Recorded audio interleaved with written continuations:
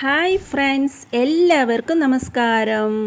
നമുക്ക് പാളയൻ കോടൻ കായും കൊണ്ട് ഒരു അടിപൊളി ഫ്രൈ ഉണ്ടാക്കിയാലോ. അതിനായിട്ട് അതിൻ്റെ സ്കിന്നെല്ലാം എടുത്ത് കളഞ്ഞിട്ട് നമുക്ക് സ്ലൈസായിട്ടൊന്ന് അരിഞ്ഞെടുക്കാം. അരിഞ്ഞ് വെള്ളത്തിലിട്ട് നല്ലതുപോലെ കഴുകിയതിന് ശേഷം അതിലേക്ക് ആവശ്യത്തിന് മഞ്ഞൾപ്പൊടി ചേർത്തിട്ട് നമുക്ക് ആവശ്യത്തിന് മുളക് പൊടിയും ചേർത്ത് ഒരു 1/4 സ്പൂൺ ജീരകപ്പൊടി ഇട്ട് കൊടുത്ത് 1/2 സ്പൂണ് കുരുമുളക് പൊടി ഇട്ട് കൊടുത്ത് ആവശ്യത്തിന് ഉപ്പും കൂടെ ഇട്ട് കൊടുത്ത് അല്പം നാരങ്ങ നീരും കൂടെ പിഴിഞ്ഞെടുത്തതിന് ശേഷം നമുക്ക് അല്പം കായപ്പൊടിയും കൂടെ ഒന്ന് ചേർത്ത് കൊടുത്തിട്ട് ഇഞ്ചിയും വെളുത്തുള്ളി പേസ്റ്റും കൂടെ ഇട്ട് കൊടുത്ത് ഒന്ന് നല്ലതുപോലെ ഇളക്കി ഒരു 10 മിനിറ്റ് അങ്ങോട്ട് അതൊന്ന് റെസ്റ്റ് ചെയ്യട്ടെ.